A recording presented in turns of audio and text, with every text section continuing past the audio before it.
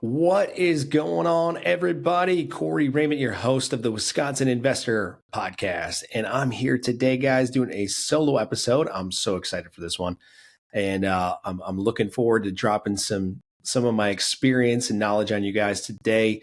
But before I get into that, I always talk about a sponsorship. I'm going to give you guys a little giveaway here at the end of the podcast. So hang on, listen to the end of this thing, and I'll give you a little free giveaway here. If you listen to some of their podcasts, I've done it on the front of it, but now I'm going to make you hang on to the end here to get this. This is something that we used to sell for $2,000, and you guys are going to get it for free today by listening to this episode. So excited to be here with you guys today. I was just at a Pace Morby event. Who was in town. He was in Green Bay. He's doing a little tour around. I've known Pace now for 5-6 years, something like that. And so it was great to see him hang out a little bit. And he had a great event, huge show up. And at that event, I had a lot of you guys I was talking to there that, listen to the podcast. So I appreciate you guys listening. And I said, hey, what do you want to hear on the podcast? Like, what would be a great topic? And some of you guys brought up, hey, man, I'd love to hear your story more. I know some people know it, or they've listened to maybe the first episode. I think I shared it a little bit, but they wanted to hear maybe more of the lessons learned, some stories that we've had over the years, and lessons learned from some of the mistakes we've made, and how did we get to where we are today, and all that sort of stuff. And then I was actually just talking to Ashley from our team, and we were doing a little coaching call, and she brought this up too. She said, hey, it'd be cool to hear your story and how you got to where you are and all that sort of stuff. So that's what we're going to talk about today, guys. We're going to talk about the early days. We're going to talk about some mistakes that we made in different areas of real estate. And we're going to hopefully be able to shed some light and give you guys a little bit more things to not do, maybe, or to do based on some of these stories. So to give you guys just start out, what was life like before real estate? We'll start there for all the listeners out there. For me, I was always in sales. And so I knew I always wanted to be in sales. And I didn't really know like what I wanted to do with my life. I knew I didn't want to work for somebody forever. If you look at my personality profile, it doesn't matter what personality test you take, very difficult to rein me in, so to speak. Classic maverick, it's called, if you know what a PI test is, from the personality index test, or predictive index test it's called. Basically meaning I don't like a lot of rules. I don't like people telling me what to do. I like to just go out and make my own way, so to speak. And so I'd always work for other people. I was always successful. I was a top sales rep at a couple different companies, out of 100 plus reps at each of those companies for years. And but I was always miserable, like hated it. And then not that I hated the companies or the people I worked with, I just felt like I was trapped, right? And like I couldn't get out. And again, some people's personality profiles, great. They love their job. They love what they do. They have no intention of, never needing to leave that. And that's great. That just wasn't me. Didn't matter where I landed. I'd always get to a point where I was just burned out, didn't want to work there anymore, kind of wasn't stimulating anymore. I needed some other challenge to go after. And so Carrie, my wife, and I, we got together in 2008. Great year for real estate investors out there, right? And we weren't into real estate at that time. I'd always been interested in it, but we weren't there yet. And I had a personal training studio that I had started just kind of on the side. I was doing that nights, weekends, and mornings. And so I kind of learned some lessons that way. And number one, I learned I need to work on my hiring skills. So this is pre real estate, but it's similar to some of you guys out there that are running your own shops right now, and you're doing a lot of the work and you're doing the labor and all that kind of stuff. At some point, depending on your goals, you may need to hire some people to get yourself out of that, right? And this is still a skill that I need to put some more time and effort into. Our team right now is amazing, but I've definitely made some mistakes hiring years over years, and learned some lessons in the process. But early on, I was running this personal training studio, and we had our daughter, Kaylee, who's now 13. And I was like, I can't keep running this training stuff mornings. And by the way, at this point of this story, I'd gotten fired from my sales job because I was a maverick, and I was ruffling a lot of feathers in the office. Now, as a business owner, I understand why I got fired. I was bitter for many years. And then now I understand it. I was not a good cultural fit, probably. So that being said, had this personal training studio still running. This was going to be my main income now. And I'm like, well, if I'm going to grow this thing, I got to hire some people and get out of the day-to-day stuff. Right. And I was pretty cheap at the time. I just was like, hey, somebody come and get me out of having to physically be here and do these things, 4 or 5 days a week, mornings and nights. Like I need a breather. I want to spend time, with my wife when she's home from work and all that sort of stuff. So I brought a guy in, did zero background check on him, absolutely zero. But he was fit. And he said he was a former manager and personal trainer at an Anytime Fitness in town. It's like, perfect, you're hired, dude. Actually, before I said that, I said, hey, will you work off of commission? Because I didn't have a big nest egg to pay this guy. I didn't know how to pay, taxes on, income, or payroll taxes. I didn't know any of that stuff. So I said, man, if I just pay this guy kind of like a 1099 contractor and just pay him, commission, cool. Like, let's do that. And he agreed. He's like, yeah, that's fine. I'll work for commission. Done. You're hired, So brought him in and, he was there for a while and he was doing okay. And, at the same time, he would get sick every so often. So I'd have to go in, or he just wouldn't show up once in a while. So I get called up by the clients and they're like, hey, it's 6 a.m. We're out here and this guy's not here. And I'm like, geez. So I'd have to rush out of the house, run over there, give him as much as I could of a training, credit him back, that kind of thing. And then I brought another guy in to help out with giving him a little break and didn't do any check on this guy. He was in his 40s, rode his bike to the gym because he didn't have a car, was living with his parents. And I was like, yeah, dude, you're hired. Of course. Why not? Right? There's a couple of red flags there I've learned over the years, So both these guys, one guy, the first guy, he was stealing money from me. He was having the clients pay him in cash and then just keeping the cash full months. I'd call him up. I'd be like, hey, you didn't make your monthly payment here for your sessions. They're like, yeah, we paid him. I'm like, how'd you pay him? Cash? Oh, geez. The other guy was mostly females. It was mostly females in my gym. And he was messaging a lot of the ladies afterwards, messages about getting together, things like that, things you don't do as a trainer. So I learned a few valuable lessons there. Do some background checks on these people, call some references, and still not perfect at that. We have a little more of a process now that we run through in our company. But that was my first entrance into trying to grow and scale a business. So for those of you out there listening, if you are going to scale, you do have to hire people. You're going to have to get people in different seats in your company and get yourself out of doing the day-to-day work and train some other folks. But that was before I was even into real estate. So that was a early lesson. I took some of those lessons into the real estate space and have had to learn again the hard way a few different times to have a better hiring process that we came up with now that's been working really well. But it definitely is something you don't want to just be desperate to hire, is what I've learned in that process.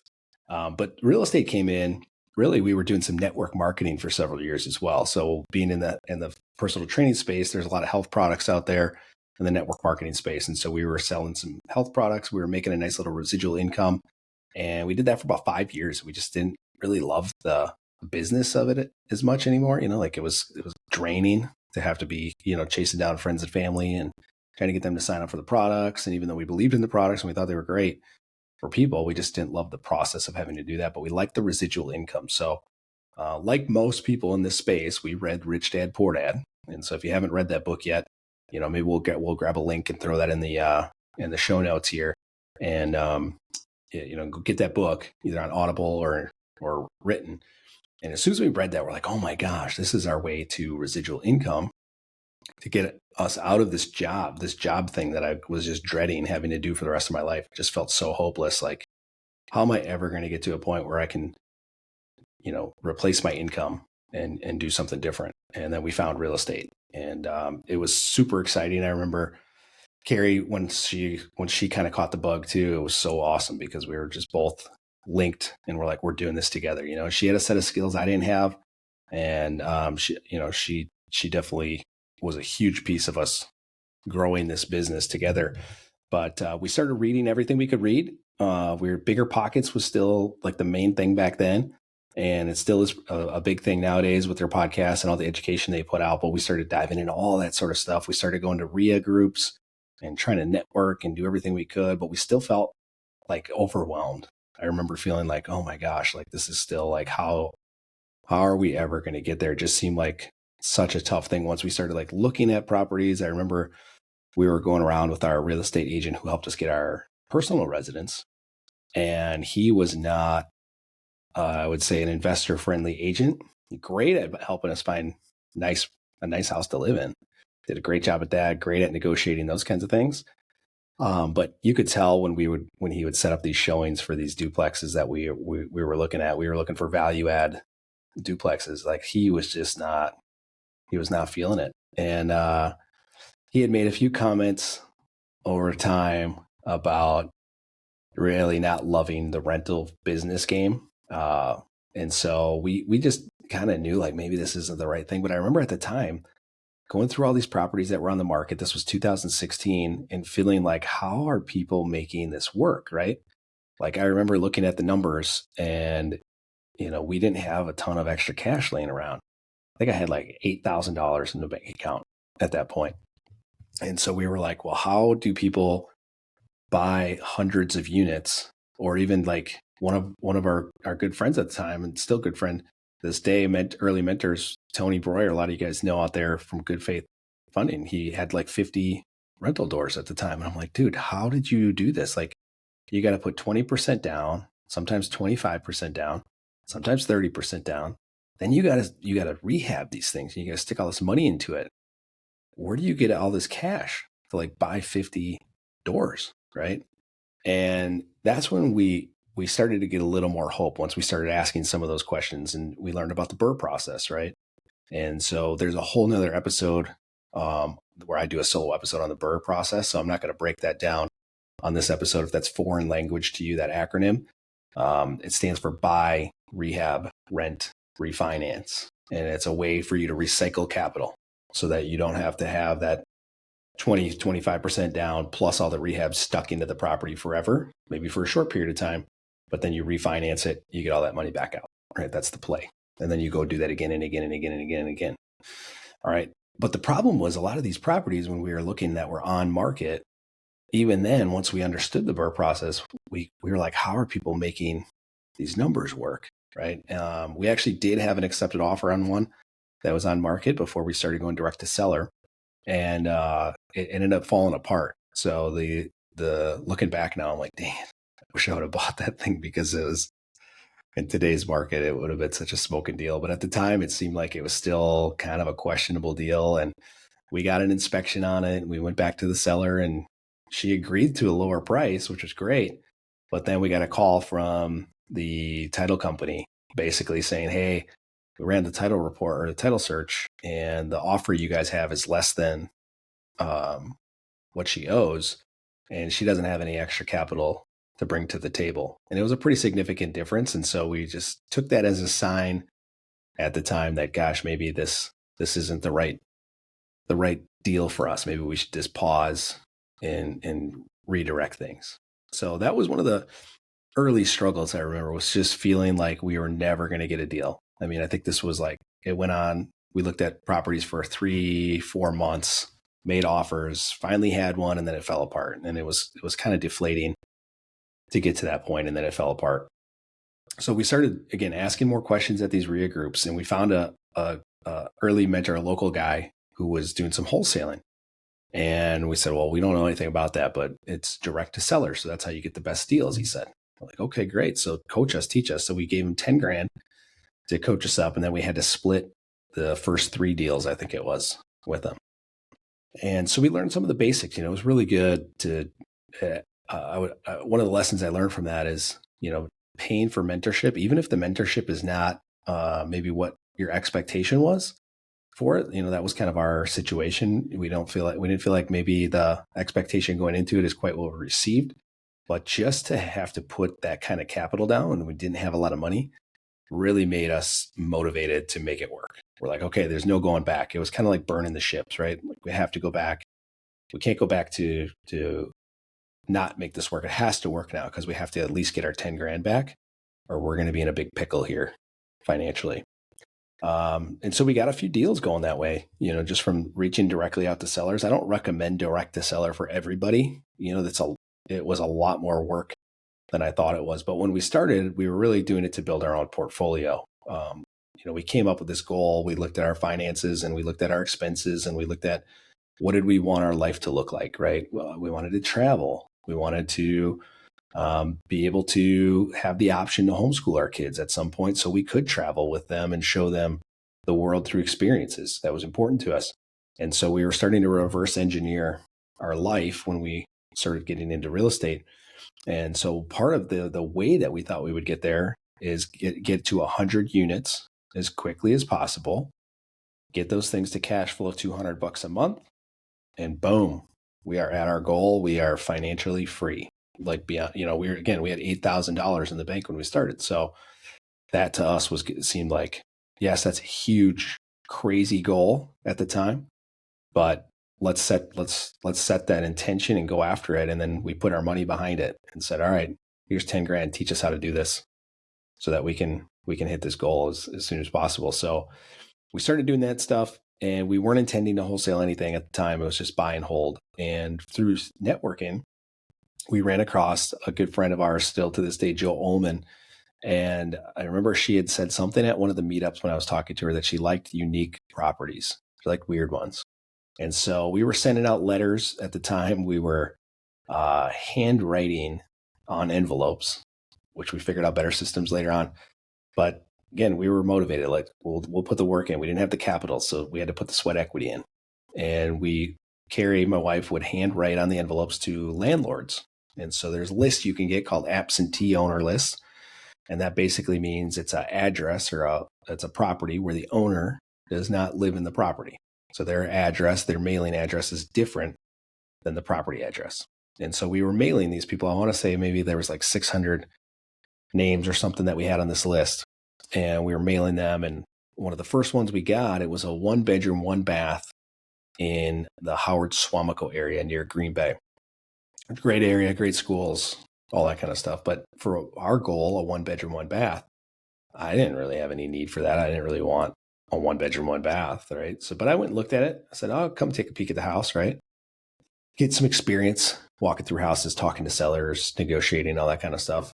So I used it as a learning lesson. But as I was walking through there, I noticed the backyard sloped down a little bit. And I thought, wow, this would be really a great location if somebody could, dig this out somehow and put in 2 bedrooms down here. Now you have a 3-bedroom in this neighborhood. This would be great. And so Joe came to my head right away just from doing the networking. And I said, well, I'll give her a call and see if she would have any interest in this. And she brought her contractor through, and I kind of painted the vision for her of what I thought it could be. And she saw that vision, and she took it and put her own creative spin on it. And I remember Carrie and I were driving across one of the bridges here in Green Bay, and Joe called and said, hey, yeah, I had my contractor look at it. I think the numbers work. What do you want to get for it? And I think I said like 55,000. We had it under contract for 50. And she said, okay, yeah, we can do that. And I remember like, oh my gosh, this is incredible. And Carrie and I are like high-fiving, trying to stay cool and calm on the phone with Joe and stuff. And so we scheduled the time to sign the paperwork and get the cash from her. And I think she did it in like 2 different installments, once up front and then once when everything closed. And man, we made $5,000 just from connecting some people and helping create some win-wins, which was super rewarding. And I said, I really like that. I want to do more of that type of thing, of helping people who want to do projects and make some money and help out people who are in situations where they don't really want to sell on the market. And so we started leaning more into that thing. Our next deal we did was another wholesale deal. It was this upper lower duplex.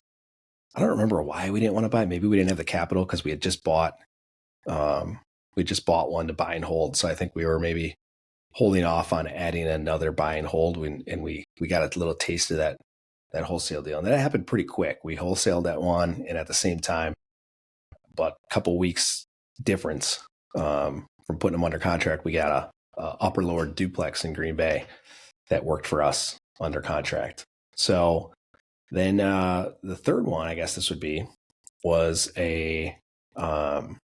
another wholesale deal that we were planning to do. Now, lesson learned here: if you guys are out there wholesaling and you're listening to this, or you're thinking of wholesaling, one lesson I learned is make sure you're upfront honest with these sellers about what you're going to do.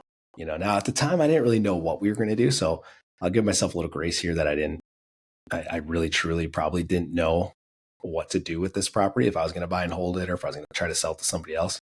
But the seller was a tough cookie. It was a lady in her probably 60s, and she was a boss, man. Like, I would not mess with her. She would whip me up.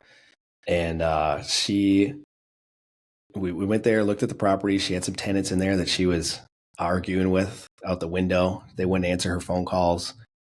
They wouldn't pay rent. They were just yelling at each other through the windows and going back and forth. And I was like, holy cow. In my head, I'm like, this is great, because she's going to be super motivated now to get rid of this property. She takes us down in the basement, and she's showing us the water meters, and she had split the water, which is awesome, because then you can have each unit pay their own water. Typically, landlords in a lot of these duplexes just end up paying the water. But she had the option to be able to pay both. Well, she was showing us how she turned their water off, which is illegal, by the way. You can't turn water off on your tenants. And what she said was, they won't answer my phone call, they won't pay rent. So what I do is I turn their water off, and then I call the water company and I tell them that, hey, if you get a call from the tenant, we're just doing some maintenance. It'll just be down for a little bit. We'll have their water back up here shortly. And that way they answer my phone calls, and lo and behold, they'll pay rent. And I just started laughing. But that's the type of lady that I was dealing with on this one. Anyway, we ended up wholesaling that deal. We found a buyer for it. And she found out that we had a different buyer. It wasn't us closing, and that really upset her for whatever reason. I don't know if it's just because I wasn't upfront and transparent about it, or what the case was. But she ended up taking the garbage bin. She dumped the trash out and the recycling out in the property on closing day and took the garbage cans. And I remember calling her, and I said, hey, her name was, we'll call her Mary. I said, hey, Mary, I just got to the property to check on it and make sure the keys all worked and all that stuff. And I noticed there's a bunch of trash in the backyard and the garbage cans are gone. Any idea how that would have happened? And she said, yeah, I took the garbage cans. And I was like, what? And she said, yeah, they weren't written into the offer, so I took them. And I was like, okay. So another lesson I learned in that case is, if you want something that's not fixed to the property, make sure you write it in the offer. Now, I've never had that happen since. We've done probably 1,000 deals since that time frame, and nobody else has ever taken the city garbage cans from the property. But I now make sure I or our team write in anything that a seller is going to leave behind, right? That's a value. So we don't just take their word for it. We write it in the contract, right? We don't do the garbage cans anymore. We used to, literally for like 2 or 3 years since Mary, we wrote in garbage cans included in the offers, but we don't do that anymore. Nobody else has pressed on that and taken the garbage cans. But that was an interesting situation. So always write in if you want something in the contracts. In that same time frame, another lesson learned here is I really fell in love with rent to owns as a saving grace, as an option. So if you guys aren't familiar with rent to own, I'll explain it to you real briefly. Essentially, what this is for is this is typically the person who's going to be a tenant buyer, as we call it, is somebody who can't qualify for a traditional mortgage for various reasons, right? Now, you can also do land contracts with these people. There's pros and cons to that. I had Sean St. Clair on a while back in some episodes, and I'm pretty sure we broke this down. He's an attorney, awesome attorney here in Wisconsin. He's actually one of Pace Morby's attorneys too. But we broke down rent to owns and land contracts and pros and cons to that. I tend to go rent to own in a lot of cases, just for ease. It's a little simpler, especially if you have underlying loans and those kinds of things. But we had bought a property at the same time with that first real estate agent I told you that we were going to live in for our primary residence. We were out in Pulaski, which is where I grew up, and we hated it. We were in Green Bay every day. Our kids were in a preschool across town. We were spending more time driving to Green Bay back and forth than we were even enjoying our property. And we just were like, gosh, we should really sell this and just move back to Green Bay. Problem was, we paid about $320,000 for this house. We put about $11,000 into some electrical work into a big garage that it had. And again, this is all at the time where we really didn't have a lot of extra cash. So we were like 6 months in, the market did not appreciate enough to get us back those, what would be 6% realtor fees if we sold it, plus the $11,000. Like, we were going to take a bath on this house if we sold it. For whatever reason, I don't remember why, we decided to go ahead and list it. But before we listed it, the agent, I talked to him and I said, hey, I'm getting into real estate. I'm going to also try to find myself a buyer for this because I need to save the money on this, man. Like, I need to try to save these commissions. So I'm going to be kind of competing against you to find myself a buyer. If I find myself a buyer, I'm not paying any commission on it. Do we have a deal? And he agreed. I said, that's fine. If you find yourself a buyer, I'll cancel the contract, the listing contract. It's perfect. So I put it out for rent to own. And again, I didn't really know what rent to own was, but we had hired those mentors. And so they kind of helped coach us through rent to own and got us some of the paperwork at the time. Now there's actually a standard Wisconsin rent to own form that you can get. So the state put together, it's called an option agreement. And it's a standard document that you can get right on the state's website. At this time, you had to make up your own option agreement. So we ended up finding, just from I think I put it on Facebook Marketplace, and that's still where we put it on. If we have rent to owns that we're trying to do, we still use Facebook Marketplace, and it is a great resource for us as it relates to rent to owns. And we ended up selling it for, I believe, $355 or something like that. And we paid $320 plus the $11,000. So we marked it up a little bit. The benefit was now we didn't have to pay those 6% realtor fees. So instead of losing a bunch of money on the sale of that, we're now going to be profiting on that property. Plus, they were going to be paying monthly rent, and we were cash flowing a couple $100 on that monthly rent every month. So it was really a great situation for us. We put a couple escalation clauses in there as well. So if they couldn't buy it within, I think, 3 years, it went up like 15%, because we basically said, hey, every year, properties typically appreciate about 5%. So if you can't buy it within these 3 years, and then you want to buy it after that, it's going to be an additional 15%. They ended up going up, I believe, 5 years as a rent to own on that. But that was an early win for us. We got pretty lucky in that case. But it really taught me, like, hey, if I get a flip now, we have one right now as I'm recording this, that for whatever reason, we did not do a well and septic inspection on this thing. Here's what I'm going to tell you guys. If you're on our buyers list going forward, if this property's older, we are getting well and septic inspections from now on. Okay. So you can rest assured that's going to be in that buyer resource folder for you, because we didn't do it on this one. We ended up going through and flipping it, and we had a buyer. They got a well and septic inspection, and the well needs to be redone and the septic needs to be redone. So we went from like making maybe 15 or 20,000 to we're probably going to lose like 15 grand on this thing if we sell it the traditional way. Okay. So taking that early lesson from my personal residence back in 2017, we are now 8 years later doing something similar where we're going to put it out as a rent to own. We'll fix this well on the septic and all that sort of stuff. And even if I do rent to own on this thing, I don't think I'm going to be able to get much more than still maybe making 15,000 if I do that route. But now again, I can mark that price up because, you're providing a premium service for somebody. I don't have to pay realtor fees if I do this. So I'm saving that, we pay about 4% because we're investors. We do a lot of volume. We get a discount on the listing commissions and all that sort of stuff. So our net realtor commission is normally 4%. And so we can go that route without having to pay those realtor fees, and we can mark it up. So we can make a little bit of a spread here now and try to help somebody who can't qualify for a mortgage right now. Now, what they do when they rent to owns is they put money down. Like, I don't just put people in there and say, great, here's your future purchase price, just pay me regular rent. Like, they have to put down money as an option fee. And so you're able to get at least some of your cash back and give yourself a little cushion. So if they don't perform, they don't end up buying it, you have to evict them for whatever reason, their life circumstance changes, they decide they don't want to buy the property, whatever the case is, Now you at least got a chunk of cash that you get to keep.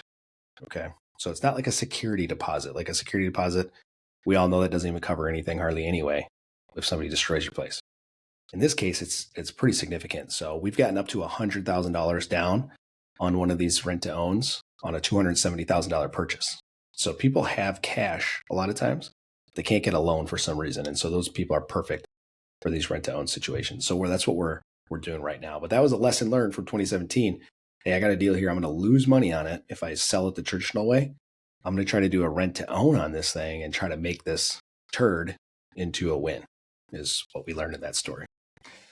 So that was a lot of the early days. The other thing we learned too is I am not handy at all. And a lot of you guys out there listening might be handy, but it might be costing you a lot more than what you're gaining from that. And so here's a couple examples of that. Another flip that year, we decided to start flipping a lot of properties too. So we started out wanting rentals.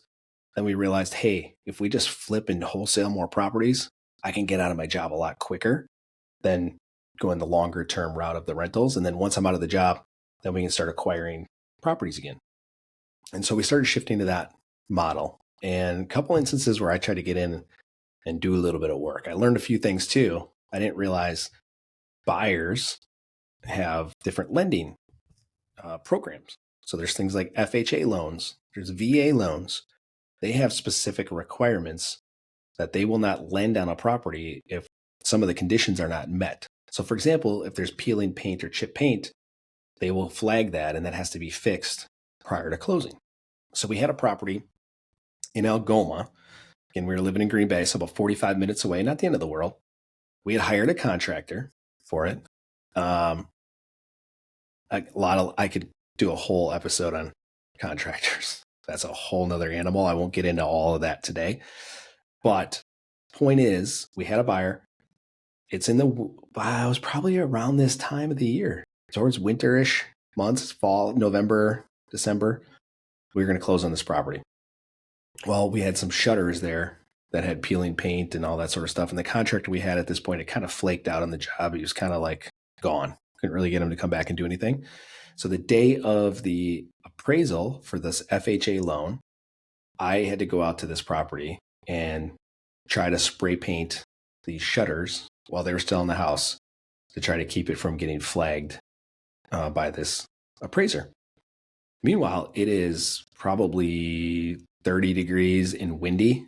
So wind chill is probably like 10 degrees. And I'm out there trying to spray paint this stuff, right? And I'm up on the ladders, I'm spray painting, I'm doing this stuff. And I'm miserable. I'm a paper pusher. I don't like getting out and getting dirty with this stuff. So I'm frustrated. I'm mad because I don't know what I'm doing. I'm not doing a great job, but it's getting done. I'm getting done what I need to get done. And I get back in the car, and I remember I looked in the rearview mirror, and I just had spray paint speckles like all over my face. And I just started laughing. I took a little picture and threw it on social media, I remember, and lesson learned, don't put me in there. I did another spray painting of shutters on a property about the same time of year. And our contractor on this property was much more reliable, and brought these, we took them home, took them off the property, took them off the house, brought them home, spray painted them, brought them back to the property. And again, it was like 15 degrees outside, and I'm drilling it back into the house, and it went too fast and cracked the vinyl on the shutter, like first screw.